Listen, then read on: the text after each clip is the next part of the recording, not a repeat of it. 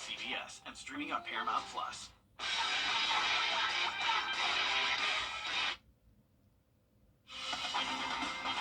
Live from Augusta, breaking news. Good evening. We do begin with breaking news out of Richmond County tonight, where investigators have found a body. Deputies, along with the coroner, have been working this scene on Hunter Street. That's an area running right along the side of the Beulah Grove Baptist Church. Wrdw just returning from the scene. We'll check in with her in just a moment. Right now, though, to weather and a live look outside as we take a look at, I believe it's going to be Riverwatch Parkway and I-20, or no, yeah. Grovetown. Looks like Grovetown to me, Riley. Let's check in with First Alert Chief Meteorologist Riley Hale. Looks a little similar there when you. It does, and since they put in the new diverging diamond, they've added a lot of new lights out there, so rule out one of those storms does get on the stronger side, but severe threat does remain low. Have a rest of the look of the weekend for you in just about 10 minutes. Riley, thanks very much. Getting back to our top story now, deputies along with the coroner working the scene of a body found on Hunter Street. Audrey, as you know, this is just a street that runs right along the side of Beulah Grove Baptist Church, and you spent the last hour or so over there, just back in the studio from the scene. What's the latest from out there? Around 8 p.m., we saw crime scene tape go up, and this is what the scene looked like for a little over an hour. When we first got there, a fire truck, ambulance, and a few deputies were there. Later into the night, investigators, unmarked cars, and the coroner also got on scene. It all started with some kids playing baseball. Well, we was out here practicing with the CSR Yard Dogs 9U travel ball team. One of the kids hit a foul ball towards the fence over there in that area. My coach, Mr. Brock, right here, walked over there to grab the foul ball, and he noticed that there was a cane. He saw the cane outside the fence at first, and then he looked, and he seen that dead body over there. Then he came and let the coaches know without the kids notifying the kids and alerting the kids. The body was found on Hunter Street behind Beulah Grove Baptist Church, right next to the baseball field. Witnesses say that the cane was found on this side of the fence near the baseball field and behind the church near the parking lot, while the body was found on the other side near the Walton Green Apartments. Witnesses say they found the body around 7:15 and say deputies told them it was someone they've been looking for. Then called the cops and whatnot, then they showed up and they realized the body was out there. From what we understood was, we heard somebody say, I think that was a body that somebody they were looking for originally that was missing, I guess reported missing. They also made sure to get the kids from practice home safely while alerting the proper authorities. I mean, what's most important is that if the body was found and hopefully whoever the family was looking for him, they can rest easy knowing the way he's at now. We still don't know who that victim is at this point. The coroner may be trying to get in touch with family members, but we'll update you once we find out more. Audrey Dickerber live with us in the studio tonight. Thank you for the update there. Richmond County Sheriff Richard Roundtree and Georgia's Attorney General releasing some new information in a 2-year drug bust operation known as No Loyalty. More than 60 suspects arrested, 30 of them facing more than 300 charges. Law enforcement believe they've dismembered the gang known as Trap Money, including the gang leader. They say the group is behind several violent crimes. Investigators also seized 15 pounds of fentanyl, enough, they say, to kill millions of people, along with meth, cocaine, 2 homes, multiple guns, and more. Those crimes spanning more than 8 different counties across Georgia, including Richmond, Columbia, Burke, Jefferson, and Wilkes. Fentanyl knows no racial, geographic, or economic boundaries, and it's killing Georgians at an alarming rate. And that's why we're declaring war on fentanyl. And we will continue fighting until there are no more deaths, no more tears, and no more heartache. Of the 30 suspects indicted, 22 of them are behind bars. 8 others are still wanted. New details in a drug investigation that led to 2 people being barricaded in a home in Waynesboro. Deputies say they went to a home on East 7th Street where the suspect, identified as Ari Williams, barricaded himself and a woman inside that home. Next thing they noticed was the house was on fire. Deputies were able to get Williams and the woman out and arrested them both. The Waynesboro Fire Department also responding, putting out the flames. No one was injured and the woman has since been released. Williams is booked in the Burke County Detention Center, facing a possession of a firearm charge along with other possible charges. Waynesboro police need your help finding a missing teenager tonight. 17-year-old Dawson Holly, last seen last night around 6 o'clock on Pine Needle Road. He was wearing a white hoodie and blue jeans. Anyone who knows where he might be should call Waynesboro police. The New York criminal trial of former President Trump now has 12 seated jurors, including one alternate, with more needed before the trial can begin. The jurors are 7 men and 5 women, including one who referred to the former president as selfish and self-serving during questioning, but also promised she could be impartial. Michael George has the latest from New York. After another day of ups and downs in jury selection at Donald Trump's hush money criminal trial, the unprecedented case has a seated jury of 12. One of 6 alternates was chosen by day's end. Earlier, Judge Juan Merchan excused juror number 2, a nurse, who said she no longer believed she could be impartial. She said, quote, "Aspects of my identity have already been out there in public." Then the judge dismissed juror number 4, who had called Trump fascinating and mysterious, after it emerged someone with the same name was once arrested for allegedly ripping down conservative political posters, according to prosecutors. There is this extra caution because you don't want to go through 6 weeks and all the expense of this and then have a problem with a juror that can cause a mistrial. Trump is charged with falsifying business records to hide an alleged affair with adult film star Stormy Daniels ahead of the 2016 presidential election. He faces 34 charges and denies any wrongdoing. You got a DA that's out of control. You have a judge that's highly conflicted. Trump spoke to reporters as he leafed through news headlines about the case that marks the first time a former president faces criminal prosecution. The whole world is watching this hoax. The jury seated to decide Trump's fate includes multiple lawyers, a sales professional, a software engineer, and an English teacher. Prosecutors, meanwhile, asked for Trump to be held in contempt over a series of social media posts. The judge says he'll consider the matter next week. The judge also barred reporters from identifying jurors' employers after expressing concerns about their privacy. Georgia Governor Brian Kemp in Augusta today signing tax cut legislation.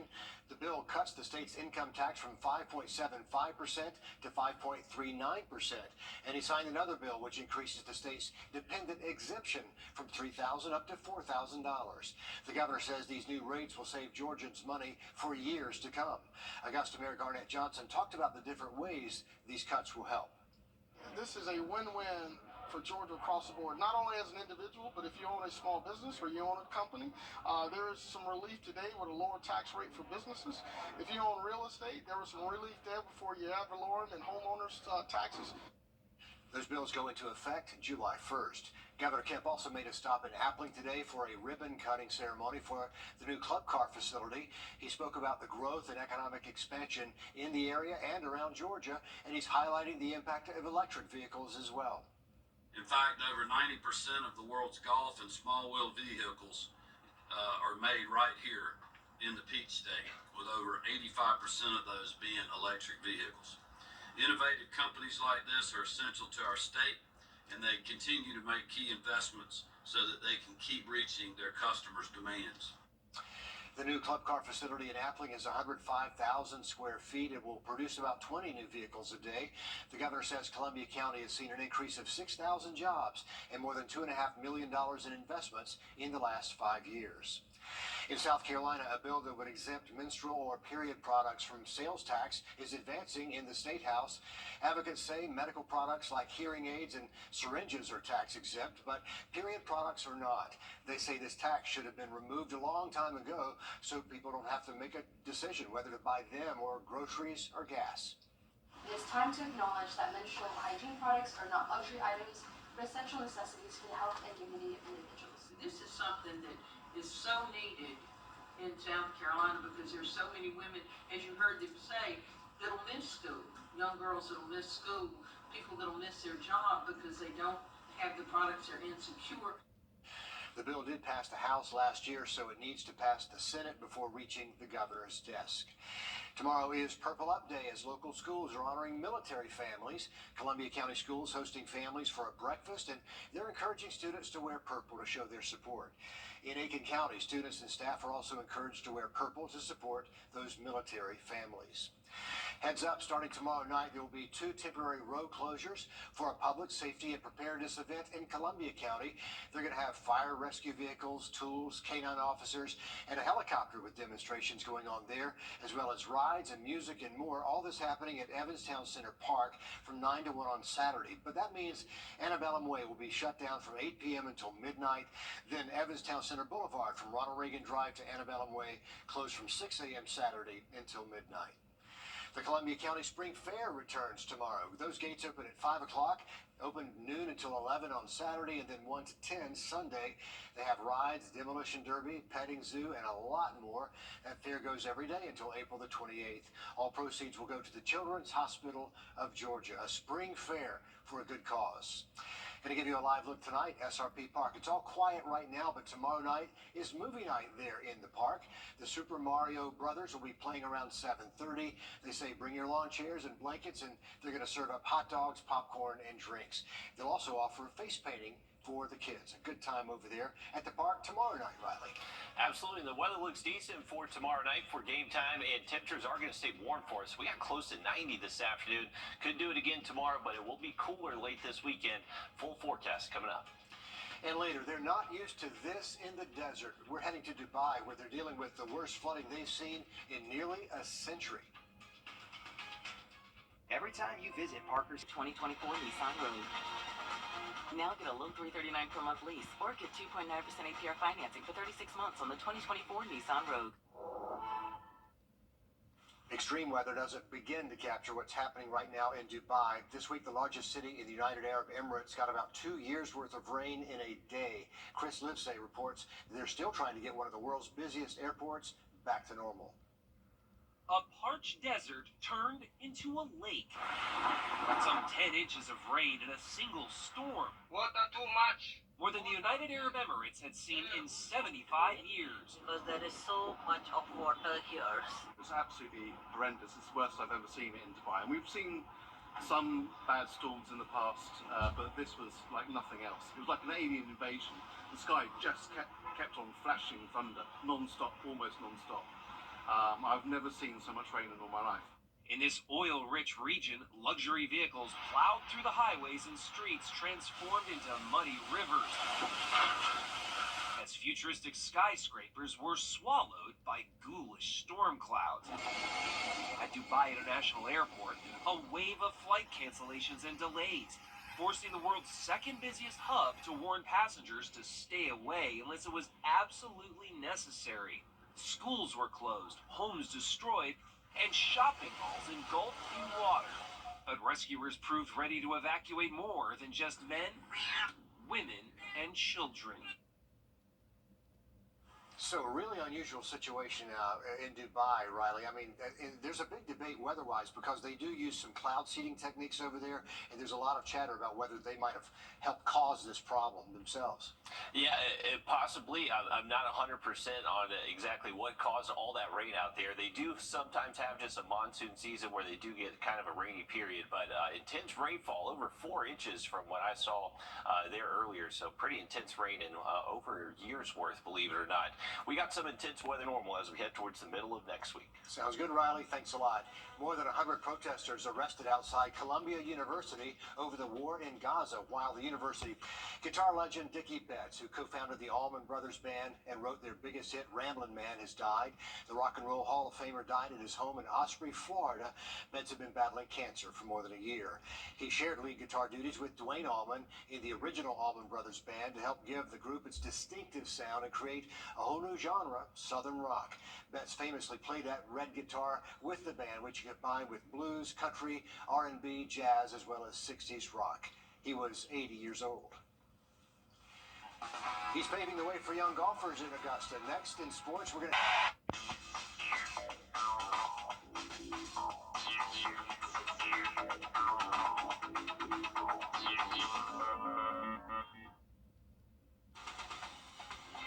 Live from Augusta, we're watching News 1226 at 11. Tonight, Governor Kemp signs another round of bills, including a new push to get even more med students to consider working in rural areas. We'll tell you how that works. But first, we're tracking a chance for some rain over the weekend. First Alert meteorologist Mikhail Hannah-Harding is tracking that for us tonight. That's right. Look to be on the board by then. We'll look at that in closer detail coming up. Mikhail, thank you. New at 11, first responders on the scene of a crash on Washington Road in Evans tonight. This one happened near the Bojangles, and all lanes except one were blocked. There were some injuries over that way. We're working to learn more about what happened. A utility worker has died after an accident in McDuffie County today. The coroner there says 48-year-old Andrew Francis was working in a utility bucket truck running a cable line on Old White Oak Road in Deering. Police say when a car drove by, it got tangled with that cable. Investigators say Francis from South Florida died on the scene after being pulled out of that truck. Georgia Governor Brian Kemp signing more bills into law this week, and some will help improve rural health care and provide tax credits and repayment options for doctors, nurses, and now dentists. And one helps provide loan forgiveness for those serving in rural areas. Wrdw spoke with a dental student about how this program will help. The goal has been trying to get more healthcare workers to work in rural communities, but now it'll include dentists, offering more opportunities across the state and counties that desperately need them there. It's a way to get more healthcare workers in underserved areas across the state, and now that includes dentists. It's a really big issue. Healthcare in rural communities is a big issue, and anything we can do to kind of incentivize more dentists moving out to those areas and kind of covering those healthcare deserts is always going to be a great thing. And it's aimed right at their bank account, offering loans and to cancel student loan payments in some cases. I'm sure that that's going to be a huge motivating factor when people are considering loans. I know there's a lot of people in my class specifically that want to move to rural areas, and so this is going to be something that is going to pay dividends, I'm sure, in their experience. He says one of the biggest issues about moving to a rural community is startup costs for dental practices, and this could help that too. Taking out a bunch of loans that we have now, graduating with a debt around $250,000 plus, it's really daunting to take on an extra however many thousands of dollars you need to open up a practice. So that kind of pushes people into working for an office that's already established or a DSO or some kind of thing like that. So this really does give people kind of a leg up advantage to be able to have that capital up front to open a practice, or at least not as much loan debt to scare them away from being able to move to a rural community. Pew advocated for the bill and encourages more students to take advantage, making a difference not only for them, but for the patients they'll serve. It's really cool to see things on the state level work out to give us an opportunity to really be able to do things for rural Georgia and just do things for our patients here.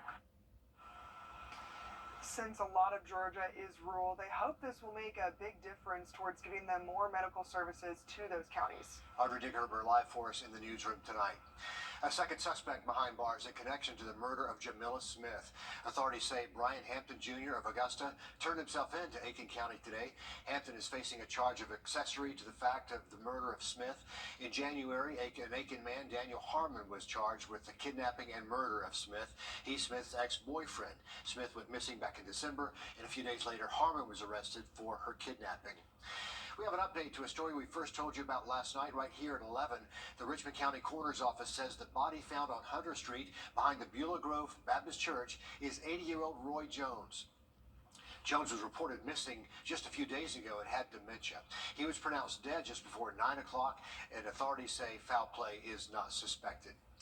Tomorrow marks 25 years since the Columbine High School shooting back in 1999. 2 students killing 12 of their classmates and a teacher in one of the most high-profile mass shootings in American history.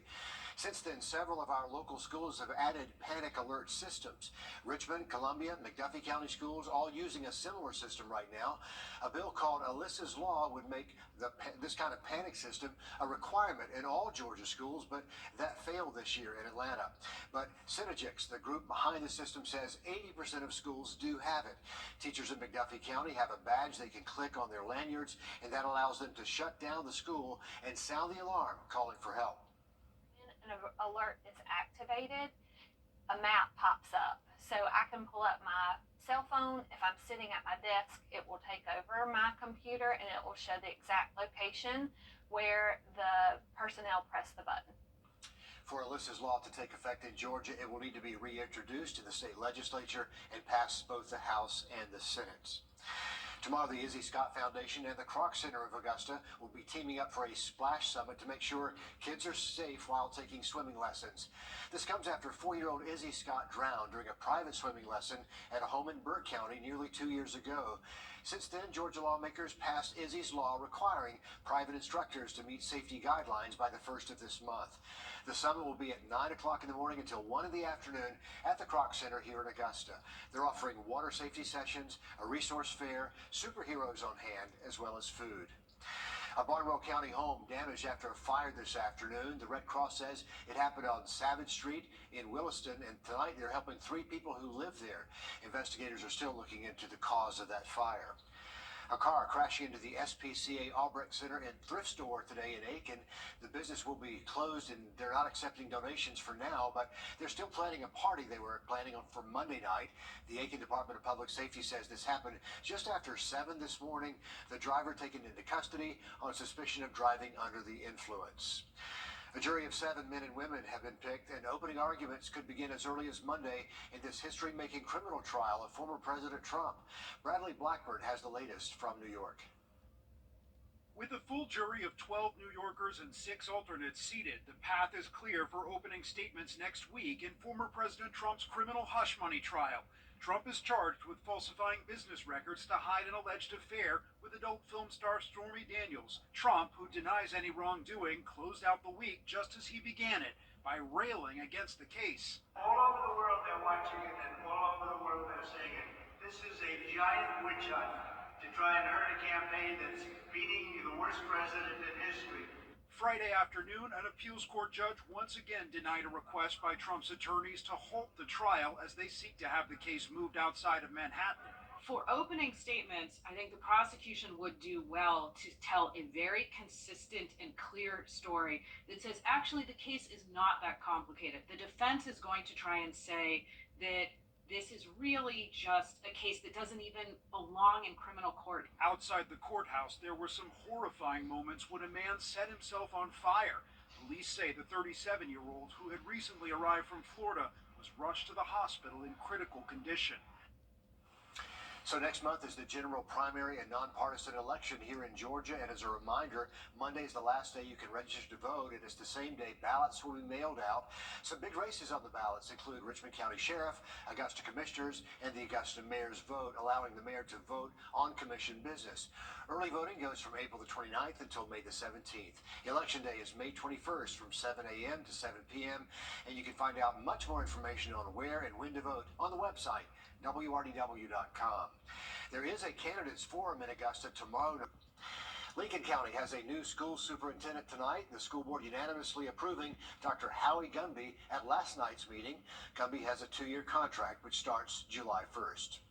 Tybee Island preparing for a wave of visitors. This weekend is the Orange Crush at Tybee, but things are going to look a little different this year with a much heavier police presence. Sarah Smith spoke to Tybee's mayor, Brian West, about what he's expecting.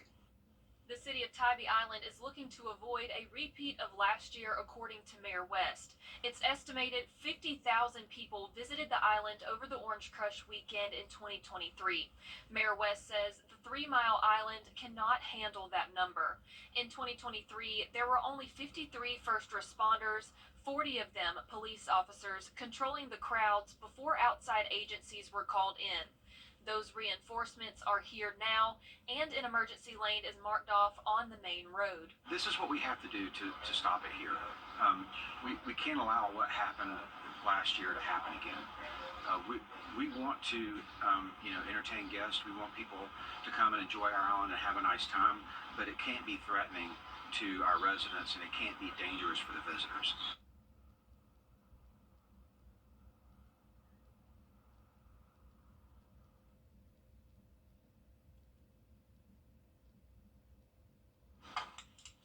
Sorry about that. We're having a little technical problem here. Parking, by the way, on Tybee Island will be limited with barricades blocking the public parking areas. We do have an update on one of the young patients at the Children's Hospital of Georgia to pass along. Hendrix Gilstrap. He's been at the Children's Hospital since December when a case of toxic megacolon nearly killed him. He lost a leg and was told he had a 5% chance to live. He has had 27 surgeries so far. Nurses are cheering him on as he heads now down the interstate to the Children's Hospital in Atlanta, where they're going to fit him with a new leg. And tonight, 4 months later, we're hearing from him and his mother. A lot for watching me. I've been here since December, and now look at me. Because I just watched my son survive what was called unsurvivable, and so it's like a lot of things really don't matter anymore. So I look forward to him coming home and having the chance to grow up now, and I get to see that. So there was a time when I didn't think I would get to see that. She calls his healing a miracle. There's going to be a blood drive for Henny on April the 30th. That'll be at the Shepherd Blood Center. Find out more about all this at WRDW.com. Mikhail, quite a story for that young man. Definitely, Richard, a real powerful story and just very inspirational to, keep fighting through whatever you may have going on as well. Shout out to Hendrix there. As far as looking at rainfall chances, definitely going up for the weekend, especially Sunday. We'll talk about it next. And a day after more than 100 people are arrested, the FAA is increasing safety measures for air traffic controllers. They're going to make sure your travels go smoothly. We'll explain coming up. But first, as we head for a break, a live look at the Santa Monica Pier tonight and your winning lottery numbers.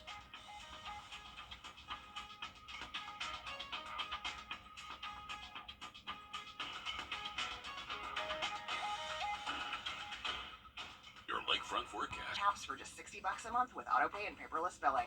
Wow.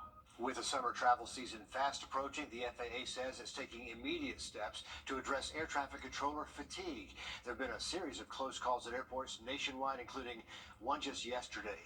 Tom Costello reports. Underscoring the high stakes of air traffic control, Thursday's near collision involving two passenger jets at Reagan National Airport in Washington. Southwest 2937, stop. The FAA now investigating whether controller error played a role. It comes after a series of high-profile close calls and a national controller shortage. Many controllers complain they're exhausted, working mandatory overtime and alternating between day and overnight shifts. Today, the FAA ordered changes. Controllers must get 10 hours of rest between shifts rather than the 9 currently required, and 12 hours before starting a midnight shift, putting controllers on a par with pilots and flight attendants. Our goal is to have a rested voice on both ends of the microphone. For the next 3 days, the FAA is accepting new controller applications, hoping to hire and train 1,800 this year after adding 1,500 last year. Every day, controllers handle 45,000 flights, 2.9 million people moving through, into, or out of U.S. airports. Our goal is to get to where folks aren't working overtime. But the controllers' union warns the new rest rules could make staffing shortages worse. Meanwhile, the FAA is investigating this video. 95,000 feet. Why a United Airlines crew allowed a Colorado Rockies baseball coach into the cockpit, sitting in the captain's seat during a charter flight, with the plane on autopilot. United says it's removed the pilots from service in what appears to be a clear violation of federal secure cockpit regulations. Still ahead this week is Military Appreciation Week, and we're going to show you how people here at home are supporting those who make so many sacrifices for our country. Stay with us. It's not Hudson Automotive Group. Happening now, an Aiken veteran working to bring awareness and help prevent veteran suicides. For 22 hours, Adam Cooper and others are helping to raise money and awareness. The Military Veterans Project says the number 22 represents the number of veterans who take their own lives every day. That's why the challenge was created. I give you a 3K race and you complete it. No, it doesn't matter how long it takes. You have that sense of accomplishment. It makes you feel good. And I think we just need to raise that awareness to everyone and let people know that we have a little bit of a problem on our hands with mental health. And there's people like myself and the people that are here with me today that we haven't forgot. We're there for you. Cooper is supported by the When Life Sucks Foundation and Aiken County's Veterans Council Chairman. The event started around 2 today. They're going to wrap things up tomorrow, so stop by if you can. Show them some support. This month is the month of the military child, and one of our school districts went purple today for families, as you can see there. The Columbia County School District hosting 100 military families for breakfast at Riverside Elementary School this morning. Students were also encouraged to wear purple, and Mikhail and I were happy to get in on that to try to support those families with some purple. In Ohio, a military dad spent 7 months away from his family in Army basic training, and he just showed up at both his kids' schools to surprise them. Taylor Robertson was there in Kettering, just outside Dayton.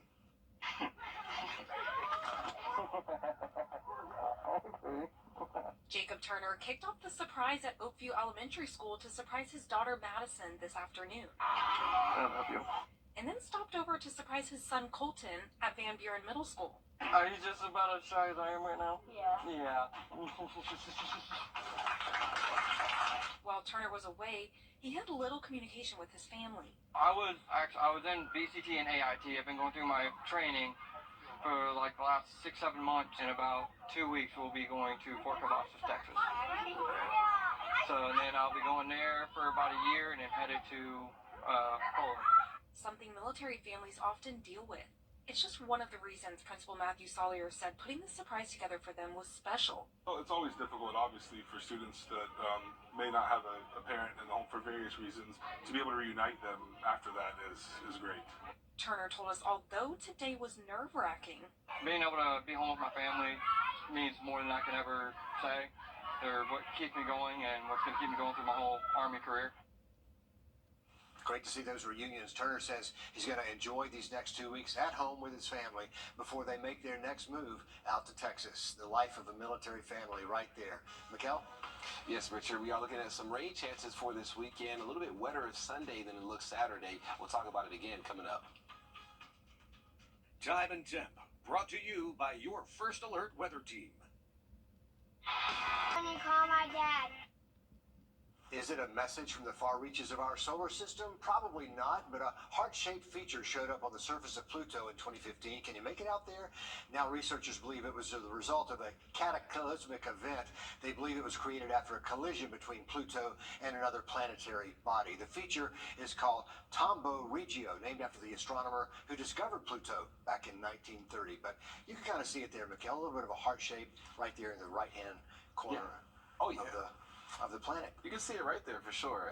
That's quite quite the planet word to me, too. by the way. Pluto is still in there. Yeah, I mean, we learned about it, you know. They call it a dwarf planet, like. We memorized it. Let's keep it in the system. Exactly. All right. Pluto will forever be a part of my solar system.